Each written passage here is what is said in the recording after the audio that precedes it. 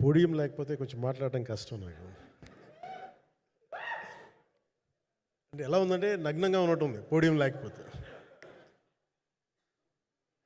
కొంచెం అందరూ మీరు దయచేసి వస్తే let me have an interaction. అంటే నా జీవితంలో మొట్టమొదటిసారిగా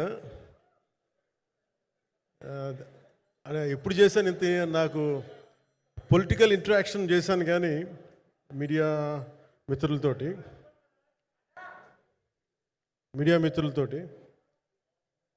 సినిమా పరంగా నేను ఎప్పుడు ఆలోచించలేదు, ఎప్పుడు నాకు చేయలేదు.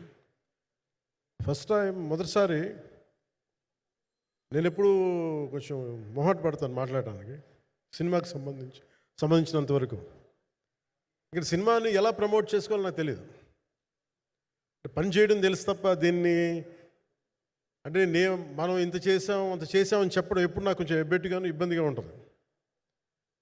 ఇంకా నేను చాలా యాక్సిడెంటల్ యాక్టర్ అండ్ ఇంకా గత్యంతరం లేక టెక్నీషియన్ అయిన వాడిని. నాకు నచ్చే సన్నివేశాలు, నచ్చే సినిమాలు చేసుకోవడానికి ఆ పరిస్థితుల్లో ఇది నా మొదటి ఇంటరాక్షన్. ఇది నా కూర్చోండి.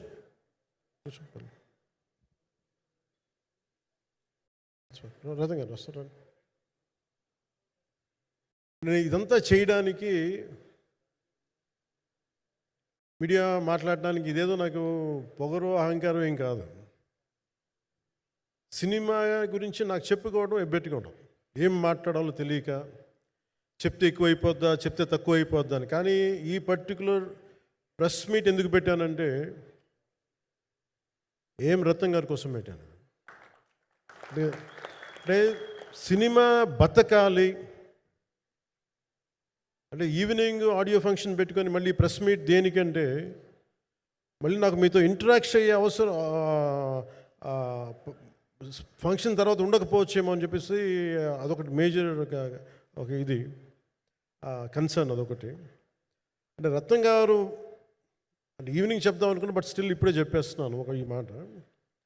త్రివిక్రమ్ గారు రాసిన ఒక డైలాగు అజ్ఞాతవాసిలో, ఒక చిన్నపాటి సౌకర్యం కోసం, ఇక్కడ మీరు కూర్చున్న ఒక చిన్నపాటి కుర్చీ కోసం ఒక యుద్ధమే చేయాల్సి వస్తుంది. అలాంటిది ఒక సినిమాని చేయడం అంటే ఎన్నిసార్లు మినీ యుద్ధాలు చేయాలి, ఆర్థికంగా కావచ్చు, క్రియేటివ్గా కావచ్చు, వీటన్నిటికీ సంబంధించి. అలాంటిది నేను ఎప్పుడు కూడా సినిమాల్లోకి రాకముందు రత్నం గారు లాంటి వ్యక్తి నా ప్రొడ్యూసర్ అయితే బాగుండు అనుకున్నాను.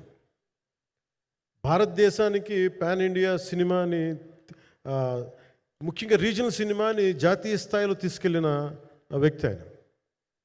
తమిళ సినిమాని చాలా ఛాలెంజింగ్ తెలుగులో డబ్ చేసి దాన్ని స్ట్రైట్ సినిమాలతో సమానంగా ఆడేంత సత్తా చూపించిన వ్యక్తి.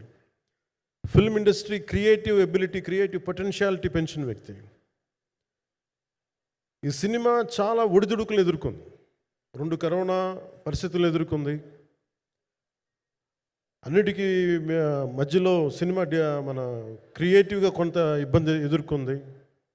అల్టిమేట్ ఆబ్జెక్టివ్ సినిమా బాగా రావాలని, నేను ఎప్పుడు ఏం చేసినా సినిమా బాగా రావాలి అనుకుంటాను. ఈ సినిమాకి ప్రత్యేకించి ఆయన తపన చూసి నేను ముఖ్యంగా పొలిటికల్ ప్రాసెస్కి వెళ్ళిపోయిన తర్వాత, పాలిటిక్స్కి వెళ్ళిపోయిన తర్వాత,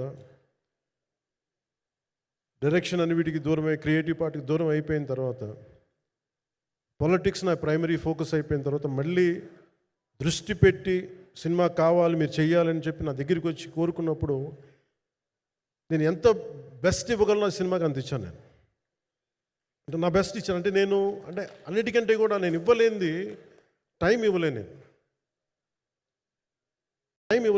కానీ అలాంటి పరిస్థితుల్లో ఒక క్లైమాక్స్కి దాదాపు 57 రోజులు షూట్ చేయాల్సి వచ్చింది.